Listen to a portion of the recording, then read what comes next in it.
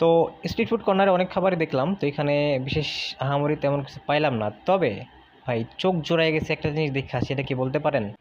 সেটা হচ্ছে এই যে আপুদের পছন্দের জিনিস, নাম কি বলেন তো, কমেন্টে আমাকে লিখে জানায়েন। হ্যাঁ, তো মালয়েশিয়াতে এসে ভাই আপনাদের এই জিনিসগুলো আমি দেখবো আসলে কল্পনা করি নাই। সাথে শুধু আপুদের না, ভাইয়াদের মানে আমাদের জিনিসও আছে। দেখেন টাটকা টাটকা ঝালমুড়ি, ওহো আমার তো ভাই খাইতে মন চাইতেছে। তো যাই হোক, মালয়েশিয়াতে আসার পরে আমি স্ট্রিট ফুডগুলো দেখলাম আর কি। সাথে আরও একটা মজার জিনিস পাইছি, সেটা কি জানেন? চলেন আপনাদের ওইখানে নিয়ে যাই, দেখি আপনারা গেস করেন ওইটা কি বলতে পারেন কিনা। নিয়ে আসছি আপনাদের এইখানে, আপনারা বলেন তো এটা কি হইতে পারে। আসলে এই জিনিসটা দেখার পরে আমি আসলে আমার মুখের জল, যেটাকে বলে জিভের জল, আটকায় রাখতে পারি নাই। তাই একটু কিনে নিলাম, সাথে মরিচও নিয়ে নিলাম। আপনারা কি বলতে পারেন জিনিসটা কি? আচ্ছা ঠিক আছে, তাইলে আপনাদের আর অপেক্ষা করাইলাম না। এটা হচ্ছে বহুল প্রতীক্ষিত সেই আমাদের বাংলাদেশি আলুর চপ। আসলে এটা বাংলাদেশি স্বাদ আছে কিনা এটা খাওয়ার পরে বোঝা যাবে। এক কামড় নিয়ে আপনাদের